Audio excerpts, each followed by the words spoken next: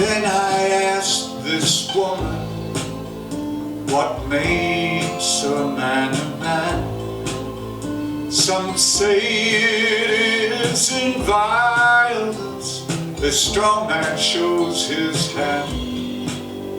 But you see, I say it is in loving, that plays us all for fools, that a man may learn to know himself, and a strong man learn to choose. Woman, light your light. Come on, show the way. Woman, light your light. Come on, show the way. Back home.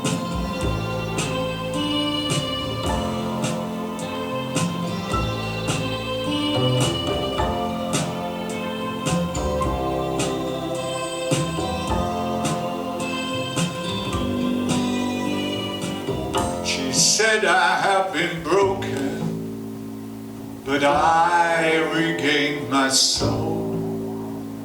I've laughed in every heart and cried through every eye. I've walked on through the shadows, unknowing what I knew, and found love for the dying in the newborn baby's cry. She said, precious moments, sparkling like the rain, when the sunbeam pierces through the thunder clouds, needing no wisdom, no memory of joy and pain, no frame for their beauty that's shining through you now.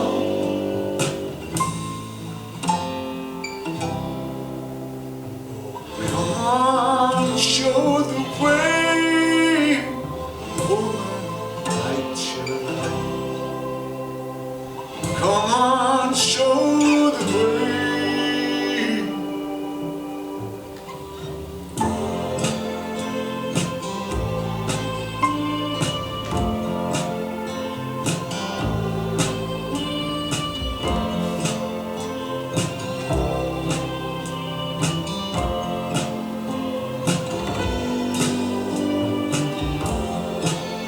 She was fate,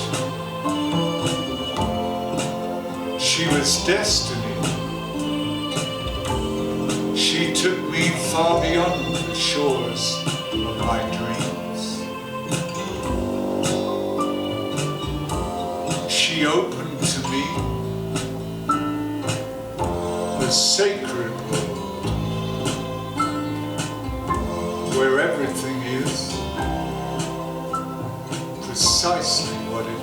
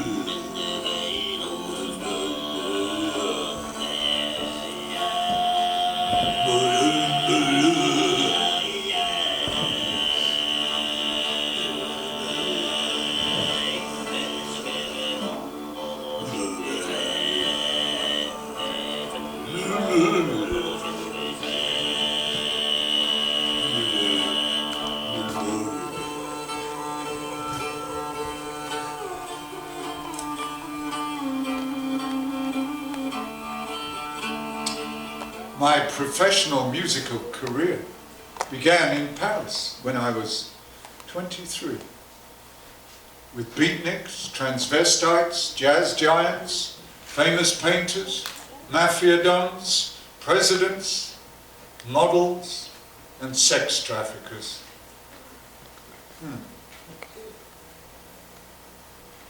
It was hilarious, poorly paid, astonishing, and awakening.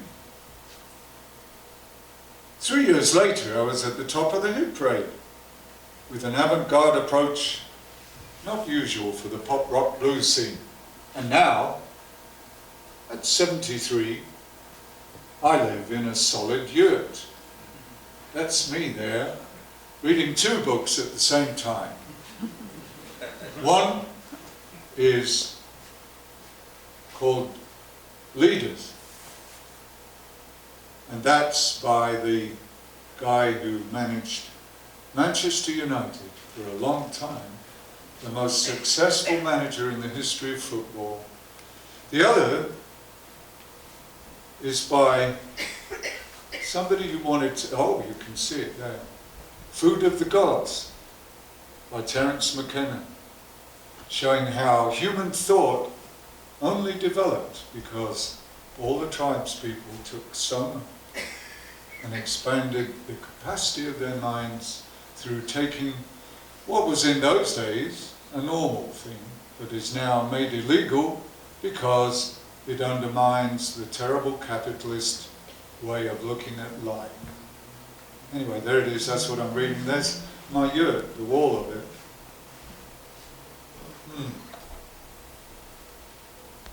I call it actually a zert because it came out when my album Zim Zam Zim had just appeared,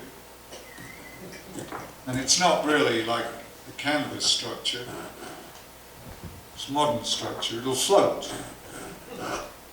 What? It will actually float downriver,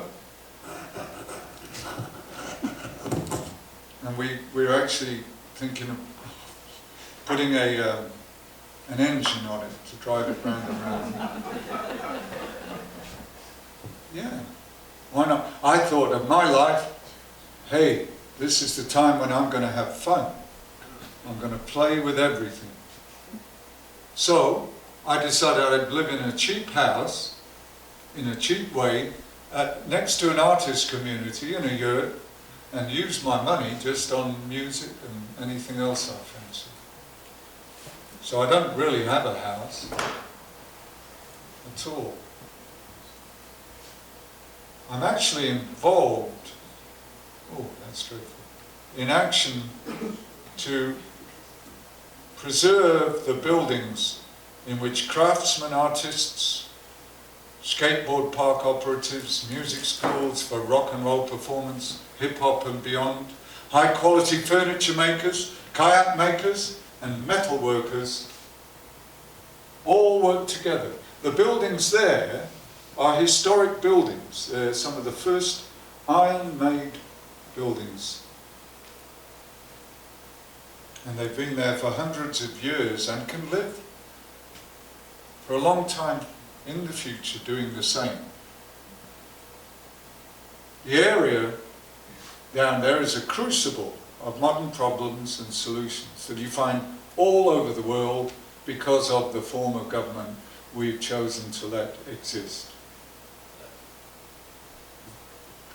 The questions in this case are how to preserve a valuable historic workplace when the developers want to pull it down, how to keep a central creative heart in a town, how to build affordable housing without it becoming housing only the rich can afford, how to clean up a river, how to build houses on a floodplain that will survive the floods rather than building walls so that somewhere else down the river someone else gets flooded. And most importantly, how to get people caring sufficiently about this to want to do anything. In our case, despite having David Dimbleby come and do a debate, having articles all over, we obviously didn't quite motivate enough people because we've just been evicted.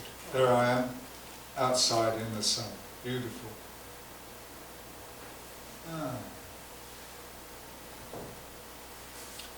Well, never mind that. Things will fall into place. I decided, because I was in America and then came back and was doing travelling with the band and with this presentation, that I wouldn't bother solving my housing problems until I got all of that done, because that's what I love doing. The housing thing is something else. So I arrived last night to find that they put barriers up and I couldn't get into my own bloody house. And so it is true, though, that life is a story, and that we travel down the stories that we tell ourselves at certain ages. For instance, when I was young, I liked the image of the Zen master who lived on the outside of town and was the master. I became happily married, I had children, and I worked in various professions as well as doing music. But I ended up recently living about 4 miles outside a community.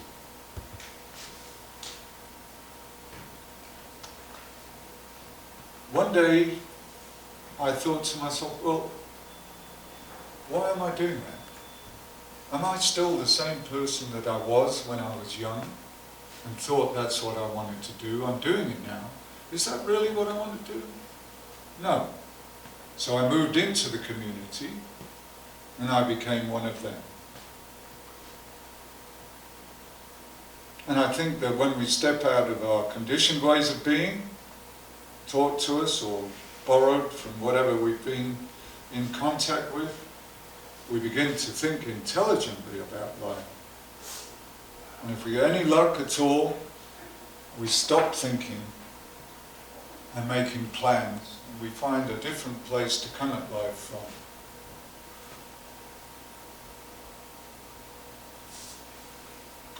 In this sense, the opening song of the first part of this, which was about hitchhaiku. Throw your life on the table and you'll see it twice. Once when you live it, once when you pay the price. You can go on forever living out those lies, or gamble on freedom. Throw away your dice and do the hitchhaiku. Yeah, yeah, hitchhaiku. Yeah, yeah, hitchhaiku. Hitchhaiku. All kinds of roads, neuron pathways, dreams of a lifetime, physical roads. Yeah, you just keep going. There's no end to them. That's what I found.